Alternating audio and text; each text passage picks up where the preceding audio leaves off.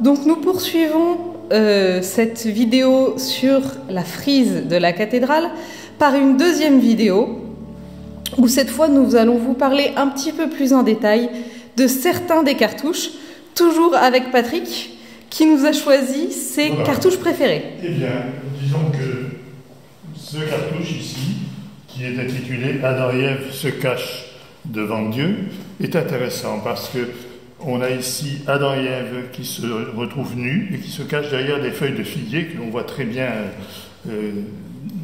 représentées dans ce cartouche. Et Dieu ici est très intéressant aussi parce que c'est une caractéristique de la partie moyenâgeuse proprement dit de la frise. Les personnages sont en demi-flexion et ici Dieu a une représentation sous la forme d'un jeune homme. Et on pense que donc cette représentation est même proto-romane, vraisemblablement 8e ou 10e siècle, et le sculpteur avait probablement des cartouches qui dataient de l'époque. Un deuxième qui est assez intéressant, c'est celui de Caïn et Abel qui offrent leur sacrifice. On voit ici Caïn qui était donc céréalier, si l'on ose dire, qui cultivait la terre et qui offre une gerbe de blé. Abel, par contre, était pasteur et il offre un agneau. Et ce qui est intéressant ici, c'est de voir, outre les offrandes, c'est la main de Dieu qui descend et avec deux doigts qui sont recourbés sur la patte de l'agneau, signifiant que Dieu a accepté le sacrifice d'Abel. Merci, peut-être encore une cartouche. Alors j'en prendrai une.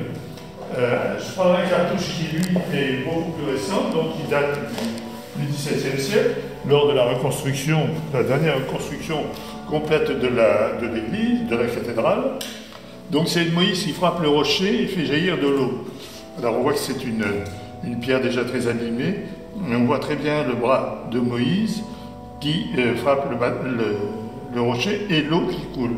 Mais ce qui est intéressant ici, c'est de voir également évoquer la fin du passage de la mer Rouge, où la cavalerie égyptienne est précipitée dans la mer et on voit les rouleaux qui se rabattent de chaque côté. Ça donne une idée de l'ensemble. Eh bien, merci Patrick pour ces informations très instructives sur cette belle frise de la cathédrale.